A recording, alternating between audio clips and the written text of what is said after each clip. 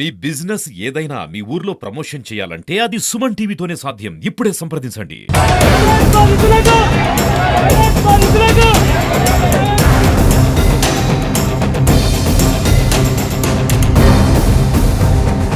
Welcome to Suman TV. ప్రస్తుతం మనం మొబ్బా జిల్లా బయ్యారం మండలంలో ఉన్నాము. ఇక్కడ ఒక కిరాణా వ్యాపారి కైరంకొండ గణేష్ అనే ఒక వ్యాపారి 30 కోట్లతో ఉడాయించిన వైనం ఇక్కడ జరిగింది. ఒక్కసారిగా బయ్యారం ఉలిక్కిపడే సంఘటన ఇది. ప్రస్తుతం మనతో బాధితులు ఉన్నారు, వాళ్ళని అడిగి తెలుసుకునే ప్రయత్నం చేద్దాం. చెప్పండి, మీ పేరు? దాసరంగానండి. కూలి బరిగొడ కాసుకొని బతికేటోని. ఏం జరిగింది అసలు? మోసం చేసి వడ్డీ ఇస్తానని చెప్పి ₹2 వడ్డీ ఇస్తానని చెప్పి లక్షన్నర తీసుకుని పోయిండు మోసం చేసి. మీరు ఎలా నమ్మారు మరి? ఎమ్మెల్యే కాబట్టి మంచి మాటలు చెప్పి చీప్ మాటలు చెప్పిండు. మీరు ఎంత ఇచ్చారు? లక్షన్నర సార్. మీరు ఎంత ఇచ్చారు? లక్షన్నర ఇచ్చారా? మనతో పాటు బాధితులు ఇంకొకరు ఉన్నారు, చెప్పండి సార్. సార్ ఇక్కడ పుట్టి పెరిగింది బయ్యారంలో ఆయనే. ఒక 60 సంవత్సరాల నుంచి వచ్చి ఇక్కడ స్థిరపడిపోయిండు. దానివల్ల ఆయనకు కిరాణా కొట్ల వస్తూ పోతూ కిరాణా సరుకులు తీసుకుంటూ నమ్మినాము. దాన్ని తోడుగా చేసుకొని మనిషికి ఒకటికి లక్ష కాంచి 2 లక్షల కాంచి దాదాపు 40-50 లక్షల వరకు ప్యాక్ చేసుకొని మేము ఇప్పుడు ఇస్తాం అప్పుడు ఇస్తాం రేపు ఇస్తాం మాపిస్తాను కూడా మభ్య పెట్టుకుంటూ ఈ లోపల మొత్తం చదువుకొని బయటికి వెళ్ళిపోయిండు. మీరు ఒక 60 సంవత్సరాలు ఇక్కడ తన స్థానికుడే ఉండడం వల్ల మీరు నమ్మారని చెప్పేసి అంటున్నారు. వాళ్ళ తాతల కాలం నుంచి ఇక్కడ వాళ్ళు ఉన్నారు, వీళ్ళు నమ్మారు.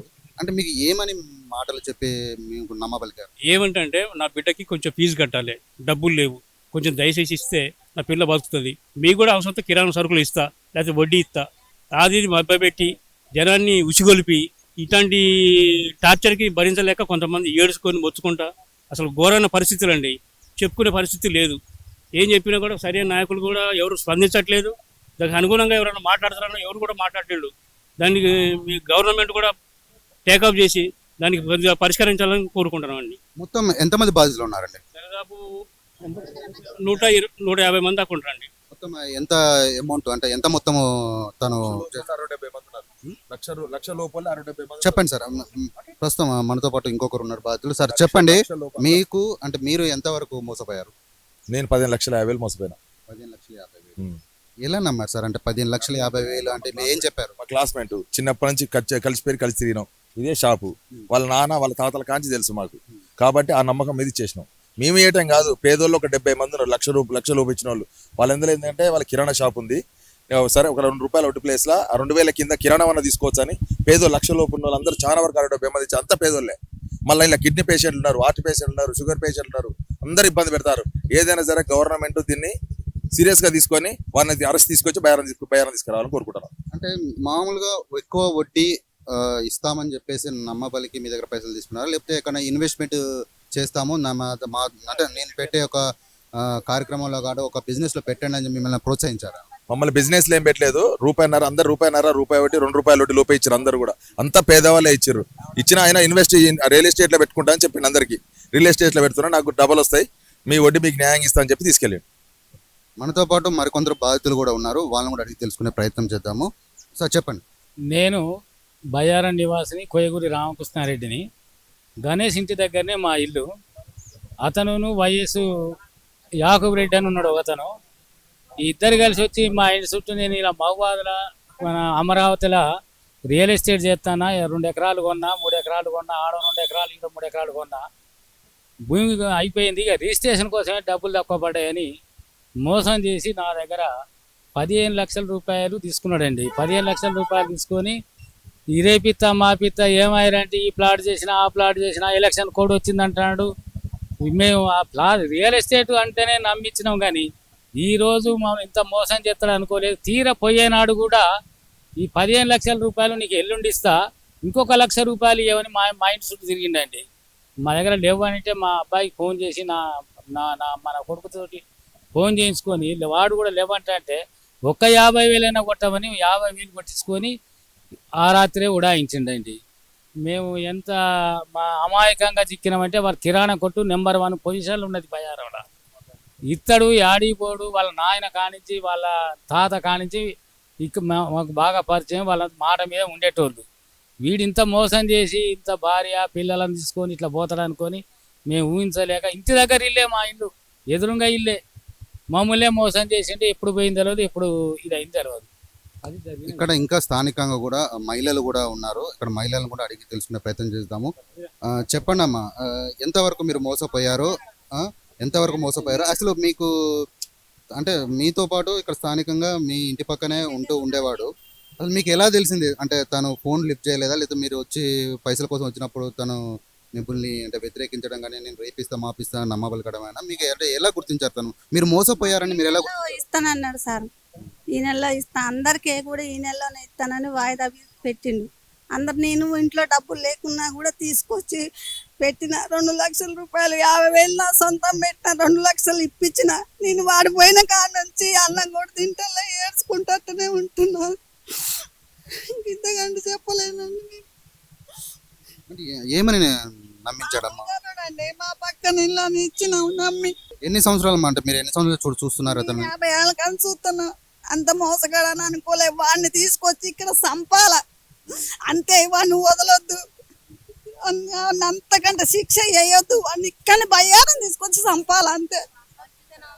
అయితే ఇక్కడ స్థానికంగా తను ఒక 60 సంవత్సరాలుగా ఇంటి పక్కనే ఉంటూ ఇంటి పక్కన ఉన్నటువంటి స్థానికులను, అంటే ఇంటి పక్కన ఉన్నటువంటి ఇరుగు పొరుగు వాళ్ళని కూడా నమ్మించి ఒక 2 లక్షలు ఒక్కొక్కరి దగ్గర నుంచి ఒక 200 మంది దగ్గరికి వెళ్ళి 2 లక్షలని 15 లక్షలు అని చెప్పేసి ఇలా ఒక 30 కోట్ల దాకా కూడా మోసం చేశాడని చెప్పేసి స్థానికులు చెప్తున్నారు.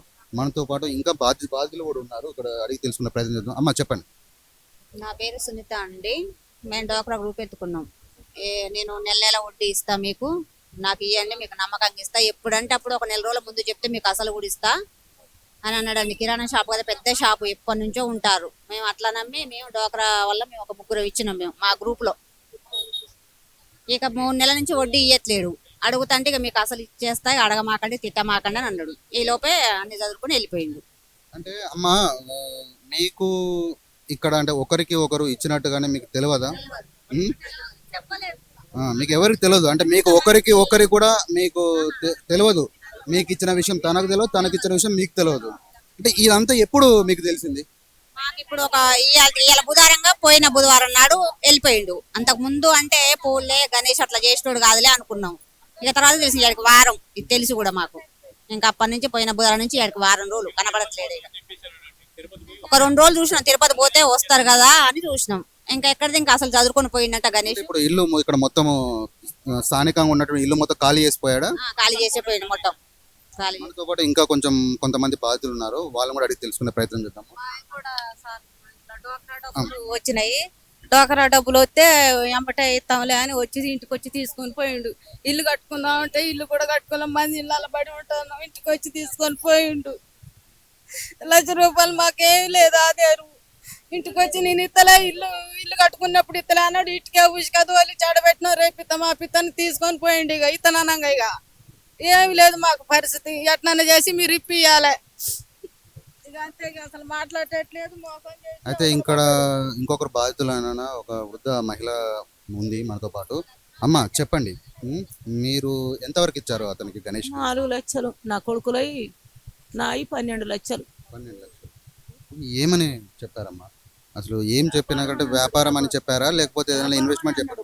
వ్యాపారం అన్నాడు. వచ్చే నెలలు ఇస్తానన్నాడు. మాకు ఇస్తాను, ఏం భయపడవద్దు, నీకేం బాధపడవద్దు అని అన్నాడు. ఇప్పుడు తలకాయ నొప్పి, ఇవన్నీ నడువులు గిట్టి ఇవన్నీ బేక్కొస్తానే ఇక హాస్పిటల్ నుంచి రాత్రి తీసుకొచ్చారు. స్థానికంగా పోలీస్ స్టేషన్ లో కంప్లైంట్ ఇచ్చారమ్మా? ఇచ్చినాం. ఏమన్నారు పోలీసులు? ఇచ్చినా కూడా ఏం సప్పిల్ లేదు, సర్లేదు. ఇంకేం స్థానిక ప్రజాప్రతినిధులు అనేటువంటి ఎమ్మెల్యేలు కానీ, మీ స్థానికుల దగ్గర ప్రజాప్రతినిధుల దగ్గర కానీ ఈ విషయాన్ని తీసుకెళ్లే ప్రయత్నం చేశారా? చేసినాం కానీ ఎవరు ఇంకేది బయటికి వెళ్ళలేదుగా. ఇంకేది బయటికి వెళ్ళలేదు. ఎవరు పట్టించుకొచ్చుకుంటే లేరు, మమ్మల్ని ఆధారంగా తీసుకొస్తే లేరు. మాకు డబ్బులు కావాలి, మీ ముసలోళ్ళం, మాకు ఎవరు లేరు, దిక్కు మొక్కు లేరు, కొడుకులు లేరు, బిడ్డలు లేరు. అట్లా మేము బతుకుతున్నాం. ఇంకా ఆ చొప్పున మేము ఈ రకంగా ఉన్నాము. ఉన్న కాడికి ఊడ్చినట్టు అయిపోయింది. రూపాయి లేదు. ఇప్పుడు పుట్టి మనుషుల మీద నిలబడిపోయింది. ముసలయ్య కూడా అడ్డం పడిపోయాడు. మా ముసలయ్య అడ్డం పడిపోయాడు. లేవటాలే, నేను కూడా లేవటలేదు. కానీ నిన్ననే పిల్లగాడు తీసుకొచ్చారు మా బావ కొడుకులు గిట్ట పక్కమటి. అయితే ఇక్కడ స్థానికంగా ఎక్కువగా వృద్ధ మహిళలు ఎవరైతే పింఛన్లు తీసుకుంటున్నారో మరియు డ్వాక్రా మహిళా గ్రూపుల నుంచి పైసలు తీసుకొని మరి తనకి ఎక్కువ వడ్డీకి ఇస్తారనే ఒక చిన్న ఆశతో తనకి పైసలు ముట్ట చెప్పడం జరిగింది. ఇక్కడ మరికొంతమంది బాధితులు కూడా ఉన్నారు. వారిని కూడా అడిగి తెలుసుకున్నాం. అమ్మ నమస్కారం, మీ పేరేం పేరమ్మా? సుభద్ర. ఏమమ్మా ఏం జరిగింది? నేను మా ఆయనకు ఆపరేషన్ అయింది, భూమి అమ్ముకున్నా, అన్ని అప్పులు తీర్చి 5 లక్షలు నా కాడు ఉన్నాయి.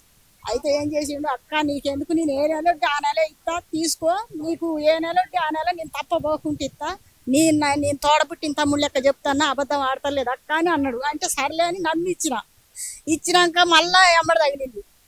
అయితే మా బుజ్జోళ్ళ కాడు ఉన్నాయని ఎమ్మడి తగిలిండు, ఉంటే ఇప్పి అక్క అంటే అది బ్యాంకులో లోన్ తీసుకొని 19 లక్షలు ఇచ్చింది. ఇస్తే ఏ నెల ఆ నెల కట్టాలి, నేను ఈఎంఐలు కట్టకపోతే నన్ను బీగుతారు అది ఇదని. అది అంటే సరే అట్టనే చేస్తా బిడ్డ, నువ్వు ఏం బాధపడకు, నాది బాధ్యత, నాకు 2 ఆడపిల్లలు మావయ్య, నువ్వు ఇబ్బంది పెట్టొద్దు నన్ను, నాకు ఇయ్యాలని ఇప్పుడు 2 నెలల నుంచి పోరాడుతుంది. అది అయినా కూడా ఇయ్యకుంటే మళ్ళీ బతిలాడి ఇంకో 6 లక్షలు వెయ్యి, నీకు నేను ఎమ్మటే అయ్యి ఫోన్ పే చేస్తే కొడతా, మళ్ళీ నీకు ఎమ్మటే ఫోన్ పే చేస్తా కోళ్ళ ఇయ్యి అన్నాడు. అంటే అది మళ్ళీ 6 లక్షలు నమ్మిచ్చింది. ఇంతకుముందు 3-4 సార్లు ఇస్తే అట్లనే ఇచ్చిండు, మళ్ళీ అదే ప్రకారం నమ్మి ఇచ్చింది. అంటే ఇంతకుముందు పైసలు ఇచ్చినప్పుడు మీకు కరెక్ట్గా వడ్డీ పైసలు మాత్రం మీకు ఇచ్చేది, అసలు కూడా ఇచ్చేది? ఇయ్యలే, నాకు ఇచ్చిండు వడ్డీ, నాకు 5 లక్షలకు వడ్డీ ఇచ్చిండు, ఏ నెల వడ్డీ ఆ నెల తీసుకో అని ఇచ్చిండు. మా ఆయనకు పని చేయలేడు, ఆపరేషన్ అయింది, ఇక ఏం పని పోడు, నేను కూడా ఏం పని పోను, నాకు కూడా ఆరోగ్యం మంచిగా ఉండదు. అయితే ఇచ్చిండు. అయిపోయినాకనే మా బుజ్జి చెప్తే బుజ్జి కూడా ఇచ్చింది, లోన్ తీసుకొని ఇచ్చింది.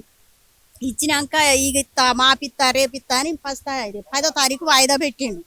సరే 10వ తారీఖు ఇస్తాడట బుజ్జి, నువ్వు ఇక ఆగవే, ఈ 2 రోజులు తాగిందని ఆగవే అంటే, నేను మా తమ్ముని కొడుకు మందు తాగిండు, 1 లక్ష రూపాయలు ఈ తమ్మి, నాకు ఇబ్బంది అవుతుంది, అందరు మా వాళ్ళు పెడతారు, నేను కూడా మా తమ్ముని కొడుకు ఇస్తా, నాకు కూడా పేరు ఉంటుంది, నేను మేనత్తాను కదా అన్న. నీ దండం పెడతా అని కాళ్ళ మీద పడి, ఇక నేను 10వ తారీఖు నీకు ఖచ్చితంగా ఇస్తా, నువ్వు నా మాట నమ్ము అన్నాడు. 10వ తారీఖు లేడు, తెల్లారి లేడు, అసలు చూస్తే లేడు, తిరుపతి పోయినామని చెప్పుకున్నాడు. అంటే మీకు ఒక టైం పెట్టాడు, ఈ రోజు ఇస్తా అని చెప్పేసి, ఆ టైంకి వచ్చేసరికి తను తిరుపతికి వెళ్ళాడని మీకు తెలిసింది. తిరుపతికి వెళ్ళాడని మీకు ఎలా తెలిసిందమ్మా?